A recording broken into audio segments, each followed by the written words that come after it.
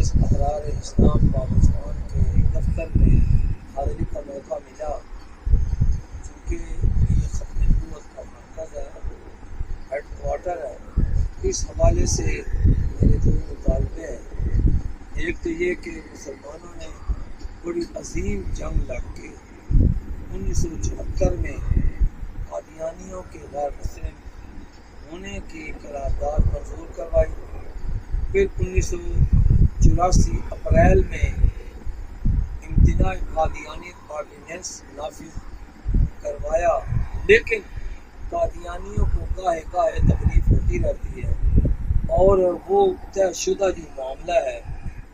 قرارداد ہے یا امتناع قادیانی آرڈیننس ہے، اس کو واپس لینے یا اس کو رد و بدل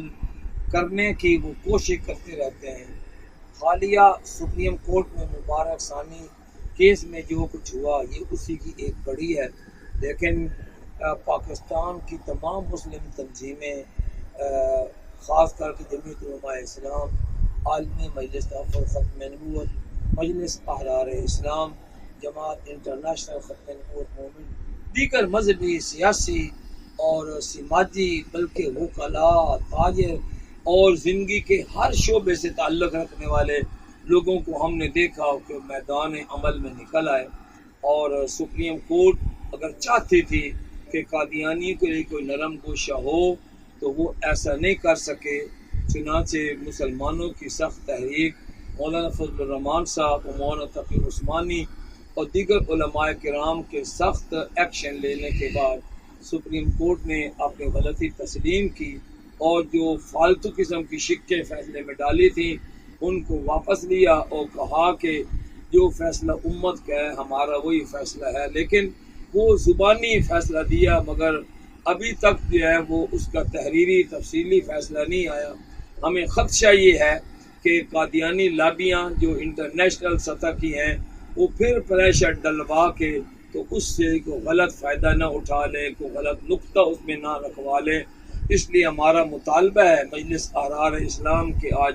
اس فورم سے کہ چیف جسٹس صاحب فوری طور پر اپنے کیے ہوئے وعدے کے مطابق اس فیصلے کو جب انہوں نے واپس لیا ہے تو قرآن و سنت کے مطابق جو شرعی و آئینی فیصلہ ہے وہ تفصیلی فیصلہ فوری طور پر اس کو نشر کیا جائے تاکہ تمام قسم کے شکوک شبہات جو ہے وہ ختم ہو۔ نمبر 2، سمدانی کمیشن کا جو فیصلہ ہے وہ بھی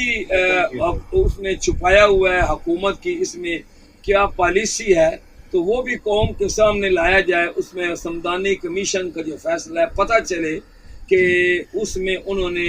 مسلمانوں کی ترجمانی کی ہے یا قادیانیوں کی ترجمانی کی ہے۔ جو فیصلہ ہے اس کو 50 سال ہو گئے، ان کو دبا کر رکھنے کا کوئی فائدہ نہیں ہے، تو سمدانی کمیشن کی جو رپورٹ ہے وہ بھی فوری طور پر منظر عام پر لائی جائے۔ میں یہاں کی جو مجلس احرار اسلام کی جو تنظیم ہے ان کا شکریہ ادا کرتا ہوں، خصوصاً مولانا تنویر الحسن صاحب کا، جناب عمر فاروق صاحب کا، کہ انہوں نے ہمیں